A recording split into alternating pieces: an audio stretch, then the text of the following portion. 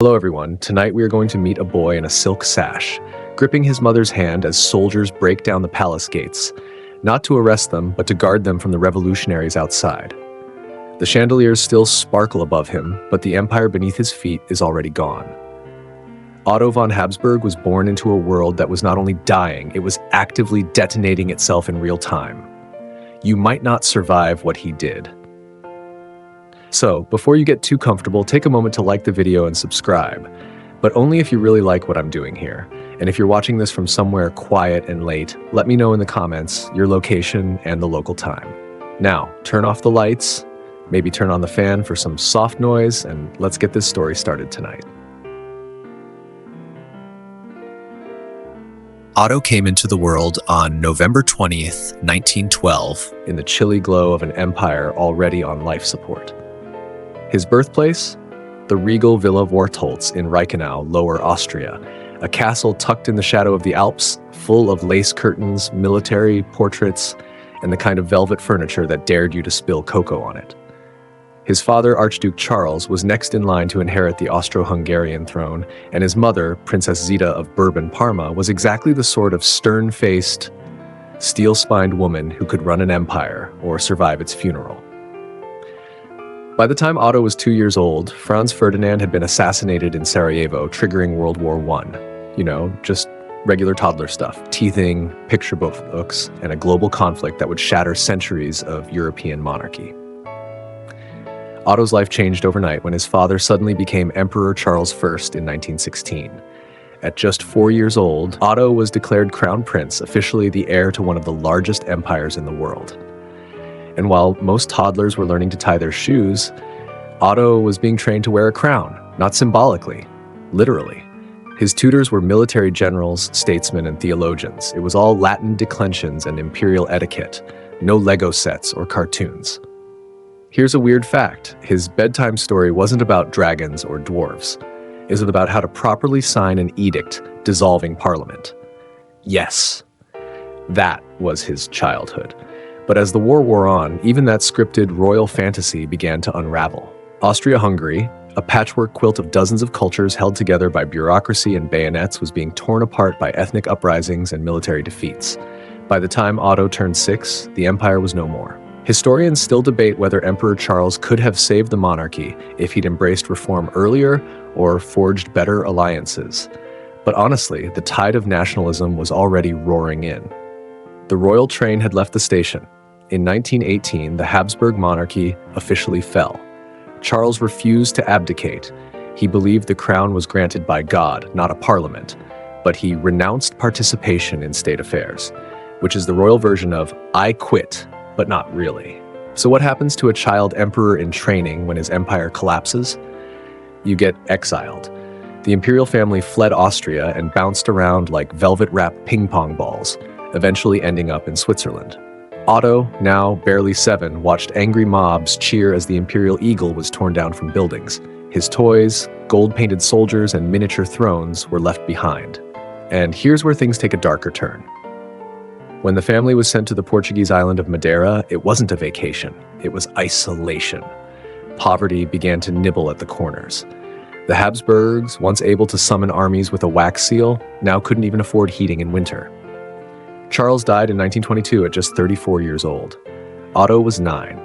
His father's last words were allegedly whispered in Hungarian, telling Zita to protect their son's right to rule. It was an impossible mission. But Zita took it seriously.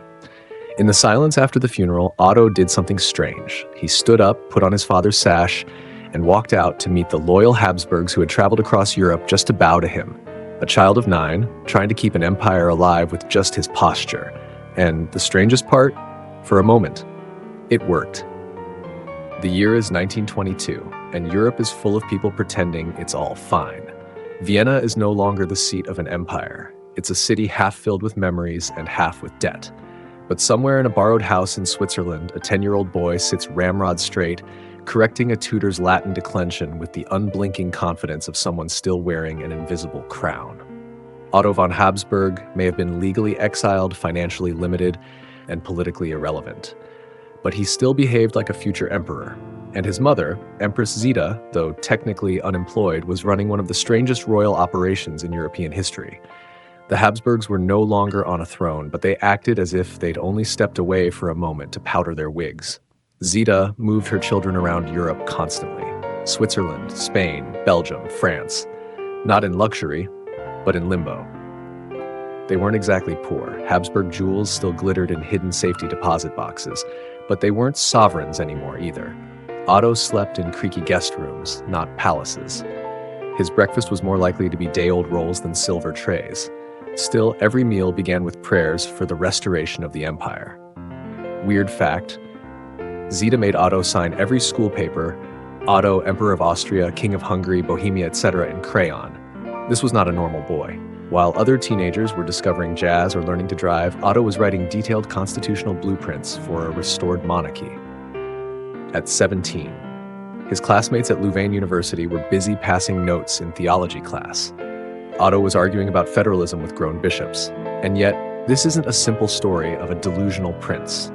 Otto was sharp, like dangerously sharp.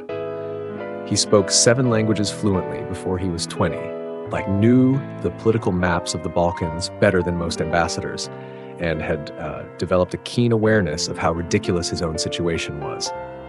There's a strange photograph of him in the late 1920s, leaning against a bookshelf, dressed like a low-budget Sherlock Holmes with a book of Austrian civil law in one hand and a hunting dog at his feet. If you zoom in, you can see it in his eyes. He knows the empire isn't coming back. Historians still debate whether Otto's court in exile functioned more as a family therapy project or an actual government. There were daily briefings, ceremonial sashes, and rotating ministers who pledged loyalty to a throne that no longer existed. But Otto wasn't playing dress-up. He was studying, watching, waiting. He'd begun corresponding with leaders across Europe, quietly at first. But as fascism started to bloom like mold in forgotten corners of the continent, Otto sensed that his identity could be used for something other than nostalgia. In Hungary especially, he remained a potent symbol. Many monarchists hoped to restore him.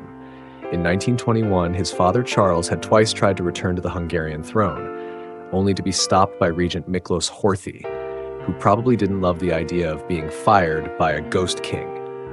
Now, those hopes rested on Otto, but the prince, though committed to the monarchy, was already evolving into something stranger, a monarchist with democratic instincts. He rejected offers from Mussolini's Italy to help stage a return. He refused to make deals with reactionary generals. And he started warning about the growing danger of a certain mustachioed man in Germany who liked yelling and hated Jews. And here's the real twist. Otto wasn't craving power for power's sake. He wanted legitimacy, law, consent, not something the old Habsburgs were exactly famous for. Still, the tension was growing. By the time Otto hit his mid-20s, he was fielding invitations from royalists, scorn from Republicans, and secret overtures from fascists who believed he might be useful. But Otto, who knew every trick in the imperial rulebook, smiled politely and refused to play along. Instead, he waited, studied harder, listened longer, and somewhere, beneath the powdered wigs and Latin prayers, something genuinely radical was forming. Not a return, a redefinition. It's the early 1930s, and Europe is coughing up old ghosts. In Berlin, a charismatic man with a bad haircut is whipping crowds into hysteria. In Rome, parades of soldiers march under banners that feel more like costumes than governance. And in the quiet salons of Paris, a young Otto von Habsburg is sipping tea, wearing his father's signet ring and writing polite letters, begging the world not to be stupid. This is not what anyone expected of a deposed prince. Otto was still only in his 20s, but already wielding one of the strangest tools in 20th century politics, credibility with no country. Because he wasn't a diplomat, he could say things diplomats couldn't. Because he wasn't a king, he could speak like one. And he used that voice relentlessly. He warned that Hitler's rise would lead to bloodshed. He begged European governments not to cave in. He pleaded for help from US senators, from Swiss editors, even from people who only half remembered who the Habsburgs were. Weird fact, Otto's favorite method of persuasion? Direct letters. He once mailed a handwritten note to President Franklin D. Roosevelt, uninvited, urging him to support Austrian sovereignty. That would be like sending Biden a DM today and expecting a response. Except Otto kind of did get a response. Historians still debate whether the US ever seriously considered reinstalling Otto as a stabilizing monarch in Austria. Some argue it was discussed in diplomatic cables. Others believe Otto simply acted like it was, and everyone played along out of politeness. But the fact remains, he was being watched, especially by Hitler. See, Otto wasn't just a political nuisance. He was a walking contradiction. A Catholic monarchist who opposed fascism, a conservative who liked liberal constitutions, a royal who never talked down to workers, and Hitler hated him for it. After the Anschluss in 1938, when Nazi Germany absorbed Austria like a snake swallowing its own tail, Otto's name appeared on a secret Gestapo list. He was considered a national threat. Hitler reportedly ordered that Otto be executed if caught. Not arrested, executed. And for good reason. Otto had been publicly lobbying for international resistance to Hitler's rise. He'd offered to lead a free Austrian government in exile. He'd refused to renounce his dynastic rights under Nazi pressure. And worst of all, he'd supported Jewish communities when it was dangerous to even acknowledge them. There's an unsettling image from this time. Otto, in exile again, this time in France, pacing the corridors of a borrowed estate, dictating letters while watching the Nazis roll into his homeland on the evening radio. The house was cold. His budget was thin, but he kept at it. Still, the danger was growing. In 1940, as Hitler's armies marched into France, Otto barely escaped. With the help of American intelligence contacts and probably a few favors from monarchist sympathizers, he and his family fled south, eventually reaching neutral Spain, and from there, Portugal. You might remember Portugal again, where Otto's father had died. There's a strange symmetry to this story, like exile is hereditary. In Lisbon, Otto made one final push. He approached US officials and proposed a Habsburg-backed resistance plan. He was ready to lead troops, organize resistance cells, even parachute into Hungary. No, really, the man was willing to be dropped behind Nazi lines with a tiny mustache and a royal seal. The US thanked him and declined. Otto's usefulness had its limits. He was a symbol, not a soldier. But he didn't stop. Even from exile, he kept writing, arguing, warning. And here's the thing. It worked. Not in the dramatic sword on horseback kind of way, but in the slow, unsexy business of post-war planning. Because by the time the Allies began drawing up maps for the post-Nazi world, Otto's name was already scribbled in the margins. He wasn't going to be emperor again, but he was going to matter. And that, for a man born with a paper throne, was its own kind of victory. By the early 1940s, Otto von Habsburg was a man without a passport, a country, or a clear job title. But somehow, he kept showing up where history was happening. When France fell to the Nazis and Otto fled south, the border guards didn't even know what to do with him. His official papers described him as Emperor of Austria. But there was no Austria and no empire. Just a man in a wool coat and carrying a leather suitcase and enough political baggage to fill a cathedral. Portugal became his final European stop before the ocean. The family waited in Lisbon, Otto, his mother Zita, his siblings, and a half-dozen Catholic confidants, surrounded by crates of old documents and tea sets wrapped in rags. Imagine Versailles in a bus station. They waited for US visas like millions of other refugees. Only Otto, technically, wasn't a refugee. He was a stateless royal, which meant nobody wanted to take responsibility for him. Weird fact, for a while, Otto carried 12 separate travel permits, not passports, permits. One from the Vatican, one from Switzerland, a few from long-abolished kingdoms, and one scribbled in pencil by a Portuguese consul who just gave up and wrote Mr. Otto on the form. In 1941, with pressure mounting, the family boarded a ship to New York. Otto stood on the deck, not as a prince, but as Otto Habsburg, private citizen, sipping cheap broth and avoiding German agents who had likely followed them aboard. Once in the US, they lived modestly in New Jersey and then Quebec, Canada.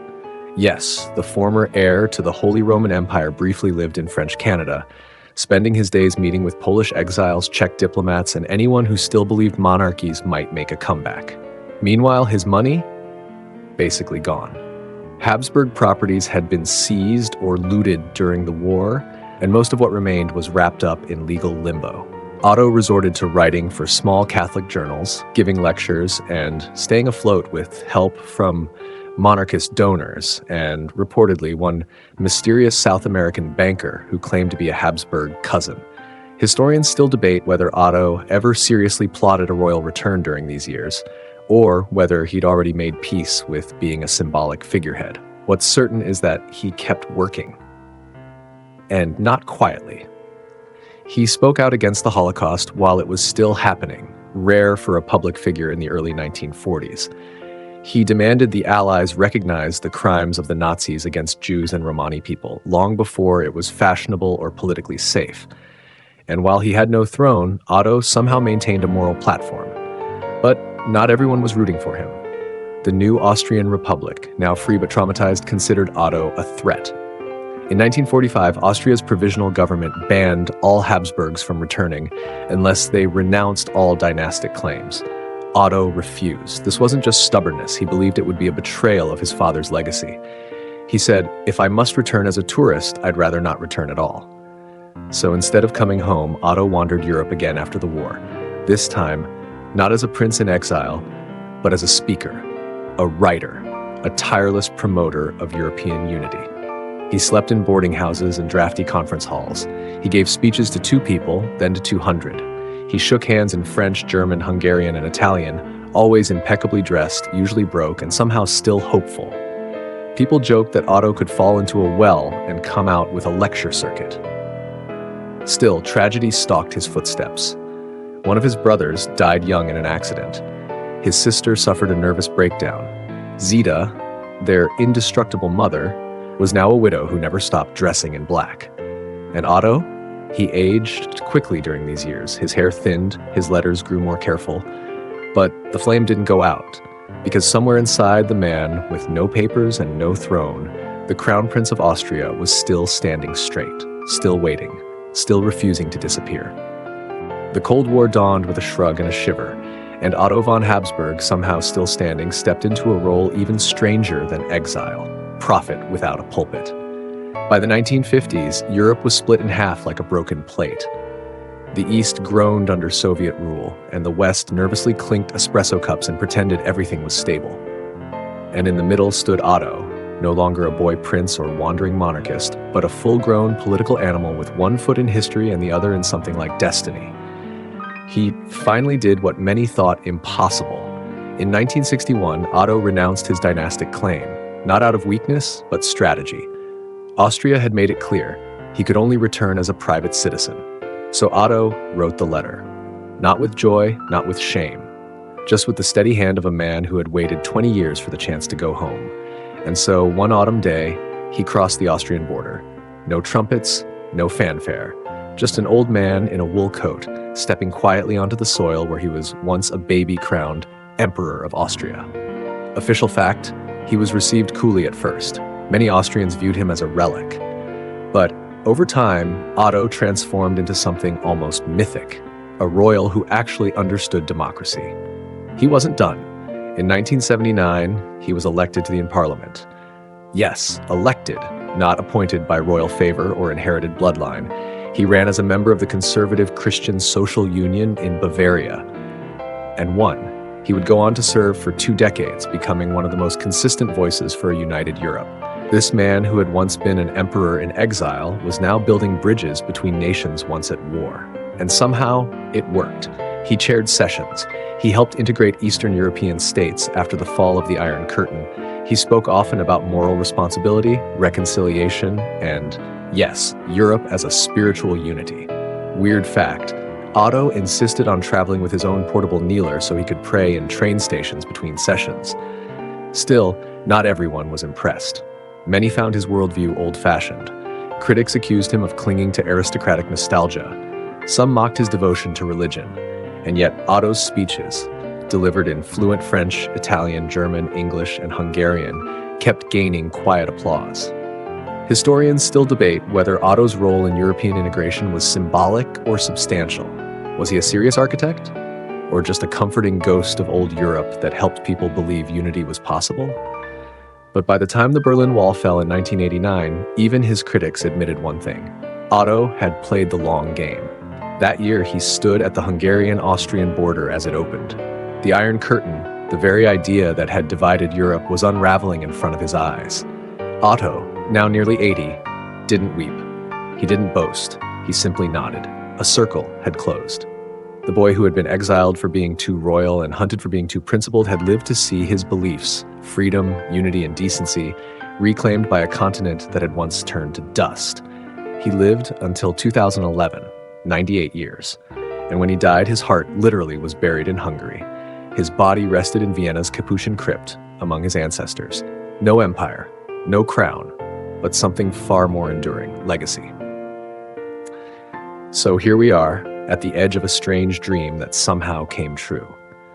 Otto von Habsburg lived through the end of empires, the rise of tyrants, the collapse of old Europe, and the fumbling birth of something better. He saw more history than most of us can name, and somehow never became bitter. Yes, he was born into privilege. He signed school essays as emperor. He had a crown waiting for him at age 4. But fate had other plans, and instead of clinging to what was lost, Otto did something rare.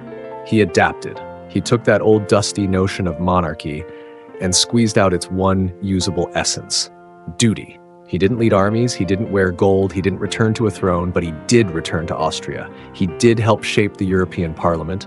He did fight fascism when it was easier to stay silent. And maybe that's why his story still matters. Because in a century that devoured kings and broke idealists, Otto von Habsburg walked through fire with a spine of quiet steel and came out the other side holding a European passport and a portable kneeler. Not many people get to live long enough to become the best version of themselves. Otto did. So tonight, let that be the final image. Not the prince in exile, not the man on the run, but the old gentleman on a train platform in Brussels, coat buttoned, eyes steady, watching the future arrive and whispering to no one in particular,